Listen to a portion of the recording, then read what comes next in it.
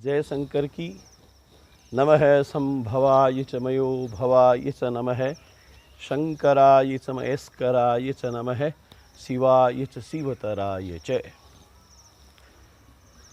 अभियोगस्तु मे देव तुदंघ्रि युगलेन वै, एष एव वरः संभो नान्यम कंचित वरम ऋणे। भगवान जो सांब सदा शिव महामृत्युंजय है, उनकी महिमा वेद गर्भित है, वेदों के द्वारा प्रतिपादित है। संपूर्ण वेद और वेदांत का जो सार है, परम तत्व शिव ही है। ईशानो ज्योतिरव्यय, एको ही रुद्रो न द्वितीय। अनेकानेक ये जो श्रुतियां हैं, ये जो सिद्धांत है, वेद मंत्र जो है, यो देवानां भवोद्वस्य विश्वाधीपो रुद्रो मर्हसि, ये सब प्रतिपादित करते हैं कि भगवान जो सांब सदा शिव है वो अद्वितीय है, वो सर्वोच्च सत्ता है। अथर्वशीर्ष के प्रथम खंड में लिखा गया है कि किसी समय देवताओं ने समूह में एकत्रित होकर भगवान सांब सदा शिव से ही पूछा था कि आप कौन हैं। तो उन्होंने कहा कि एकमात्र मैं ही जगत की उत्पत्ति का, जगत की पालनता का और जगत के संहार का कारण हूँ, करने वाला हूँ। मुझसे अधिक कोई है ही नहीं। इसी के दूसरे और तीसरे खंड में यह वर्णन आता है कि सब देवता भगवान शिव की विभूति का वर्णन, स्तुति, दर्शन करते हैं। और जो शिव हैं वो रुद्र हैं, वो अग्नि स्वरूप हैं, वो जल है, औषधि है, वनस्पति हैं। संसार में व्याप्त जो भी पदार्थ हैं, उन सब में भगवान शिव ही समाहित हैं। उनको नमस्कार है। वेद मंत्रों में नमस्त्रोस्तस्याय च इत्यादि जो मंत्र है, उनमें ये समाहित होता है, ये स्पष्ट होता है कि जो सब वस्तु हैं उनमें भगवान शिव का ही तत्व है। हर मंत्र, हर उपनिषद, श्रुति, स्मृति, पौराणिक स्वरूप, वैदिक स्वरूप, इसमें शिव को ही सर्वेश्वर माना गया है। सुरासुरा संप्रसूतास्ततः सर्वे महेश्वराः। भगवान शिव के पास में देवता भी जाते हैं, असुर भी जाते हैं, और वो ही ब्रह्मा, विष्णु, अग्नि, शुक्र, सूर्य, जल, भूमि आदि सब पदार्थों को, सब सत्ताओं को उत्पन्न करने वाले हैं।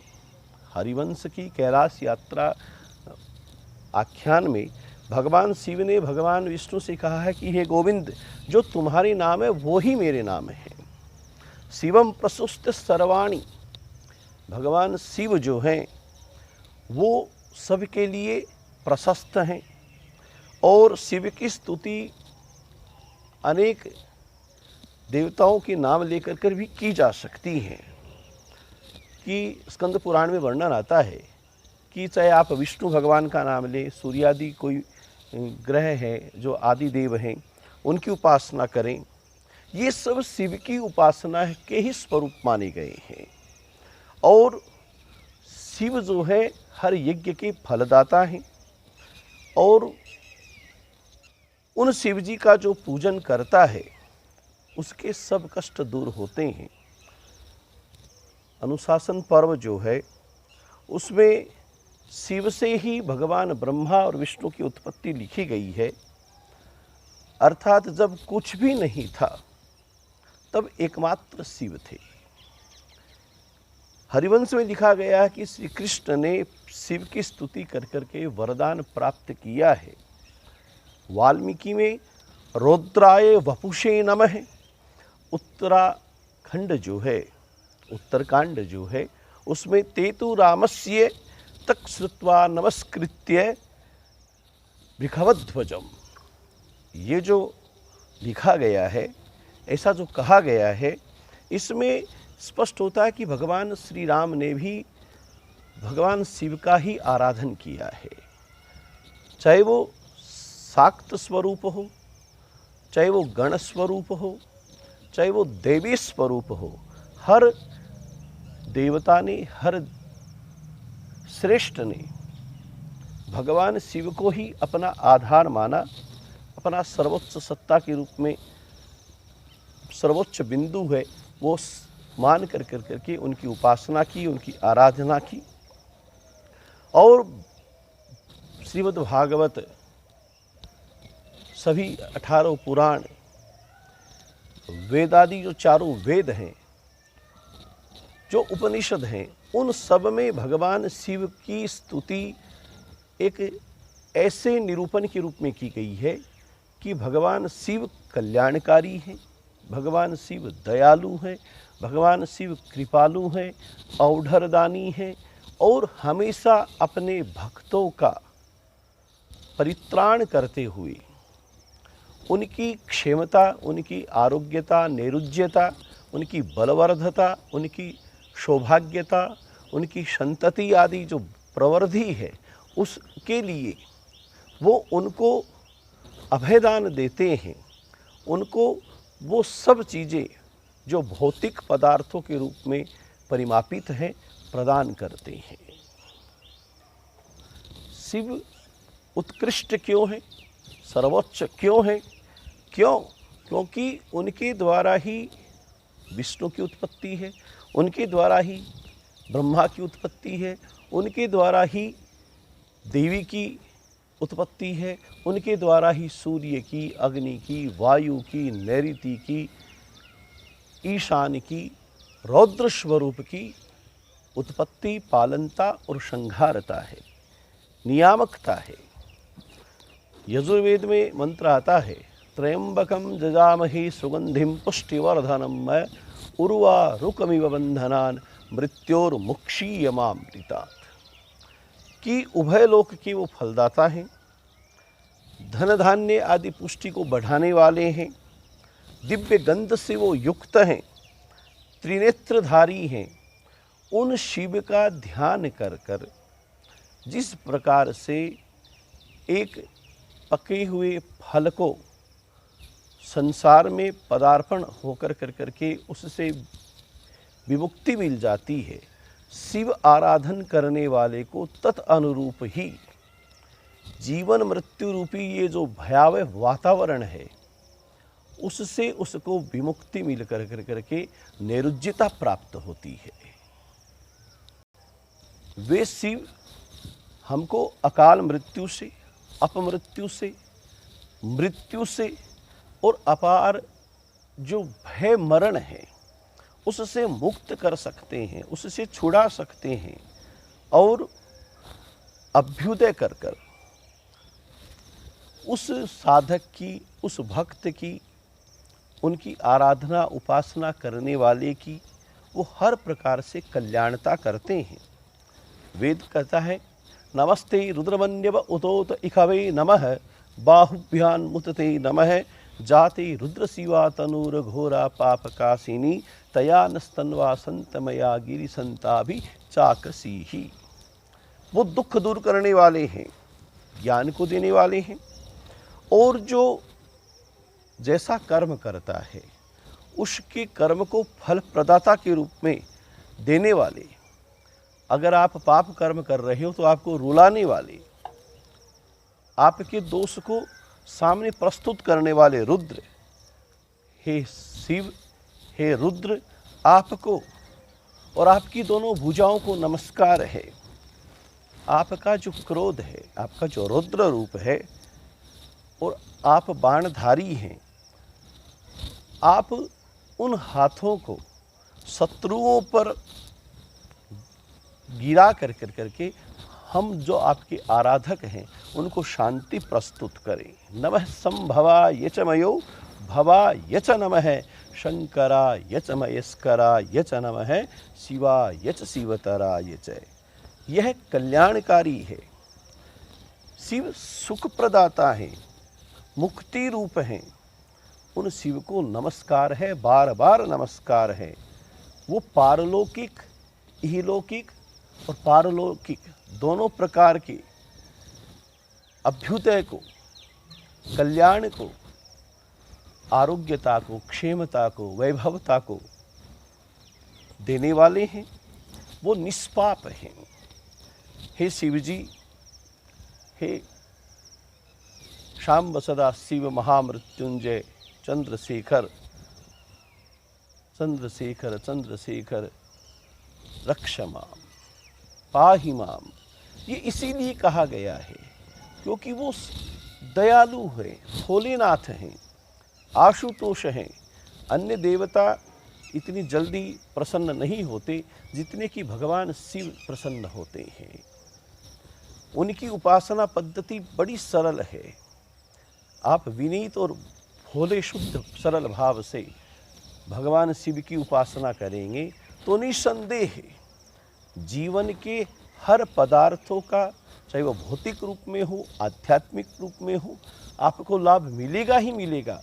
और आपकी भक्ति, आपकी विवेकता, आपकी बुद्धिता पुष्ट होकर करके भगवान शिव की कृपा से कल्याणकारी स्वरूप को मानकर, जानकर, पहचान कर, ध्यान कर आप जो अपना मानवीय लक्ष्य है उस तक पहुंच सकोगे।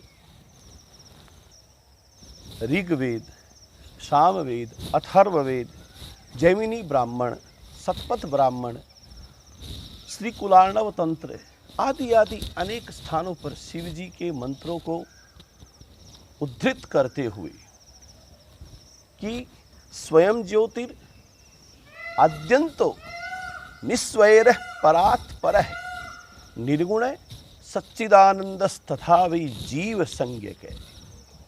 कि वो स्वयं ज्योति है, स्वयं ही संसार में उत्पन्न हुए हैं, न उनका कोई आदि है न कोई अंत है, निस्वैर है, उनका किसी के साथ में वैर नहीं है, उनके समान कोई दूसरा है ही नहीं, निर्गुण है, सगुण रूप में साधक को अपना आशीर्वाद देते हैं और स्वयं भू बनकर अधिष्ठात्र संकल्प सिद्धि सूत्र बनकर सफलता देने वाले एकमात्र शिव ही हैं। कोई प्रश्न करे कि शिव कैसे हैं, उनका कैसा स्वरूप है। पंचवक्त्रम त्रिनेत्रम, शिव पंचमुखी हैं, उनके 5 मुख हैं, चारों दिशाओं में और ऊर्ध्व स्वरूप। त्रिनेत्रम, हर मुख पर त्रिनेत्रधारी शिव स्थापित हैं। तैत्तिरीय कारण्य उपनिषद जो है उसमें वर्णन आता है कि सद्योजातम प्रपद्यामि सद्योजाताय वै नमो नमः, भवे भवे नाति भवे भवस्वमाम भवोद्भवाय नमः, वामदेवाय नमो, ज्येष्ठाय नमः, श्रेष्ठाय नमो, रुद्राय नमः, कालाय नमः, कलविकरणाय नमो, बलाय नमो, बलप्रमथनाय नमः, बलविकरणाय नमो, बलाय नमो इत्यादि जो स्वरूप हैं उसमें जो पश्चिम की ओर मुख है उसका नाम है सद्योजात। उन शिव को आराधित करते समय प्रत्येक बुद्धिमान जीव को ये चाहिए कि शिव वो ज्ञान को देने वाले, बुद्धि को उत्पन्न करने वाले देव हैं और उन महादेव के पश्चिम स्वरूपी जो सद्योजात मुख है उनमें हम लोग आराधना के समय ये निवेदन करें, भगवान शिव से प्रार्थना करें कि आपने हमें इस पृथ्वी पर भेज तो दिया, लेकिन अब इस पृथ्वी से उबारने का कार्य भी आप ही करेंगे, इस मनुष्य जीवन को तारने का कार्य भी आपको ही करना है। यह सद्योजात मुख या सद्योजात जो स्वरूप है उसकी आराधनता का मुख्य सूत्र है।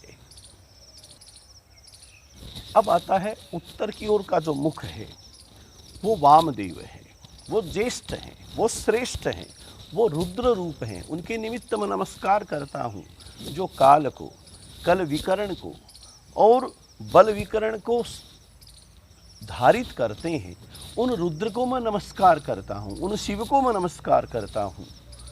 बल है, बल प्रथमन है, सर्वभूत दमनम है, मनोन्मन है।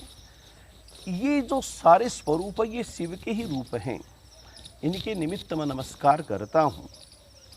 ये उत्तरमुखी जो शिव हैं उनके आराधनता के स्वरूप और लक्षण चिन्ह बताए गए हैं। अब दक्षिण की तरफ जो मुख है उसके प्रतिपादक मंत्र हैं, उनका अर्थ है अघोर। अघोर स्वरूप से वो दक्षिण वक्त्र रूप में स्थापित हैं। उनका विग्रह अघोर है। सात्विक होने से उनका विग्रह शांत है, लेकिन अघोर जो स्वरूप है वो राजस है।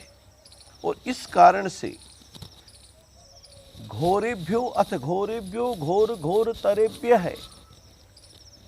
पहले वो शांत थे, फिर राजसी स्वरूप आया और फिर घोर घोर तरेभ्य है, फिर तामसी स्वरूप भी उनमें आया। और ये जो तीनों प्रकार के स्वरूप हैं, घोर, अघोर और घोरतर घोर, ये सब सात्विक, राजसिक और तामसिक विग्रह और इन सभी स्वरूपों के जो रुद्र हैं उनको मैं आराधित करता हूँ, नमस्कार करता हूँ। अब जो पूर्व स्वरूपधारी शिव हैं वो तत्पुरुष हैं और वो वेद का भली भांति गुरु स्वरूप बनकर उनका निरूपण होकर करके रुद्र देव हमारी तत्पुरुष के रूप में रक्षा करें। वे वेदादि जो 64 कलाएं हैं, विद्याएं हैं, उनके नियामक हैं। प्रत्येक प्राणी के आधार हैं, जगत पिता हैं। उन पूर्व वक्त्र स्वरूप तत्पुरुष को हम अभिनंदित करते हैं, वंदित करते हैं।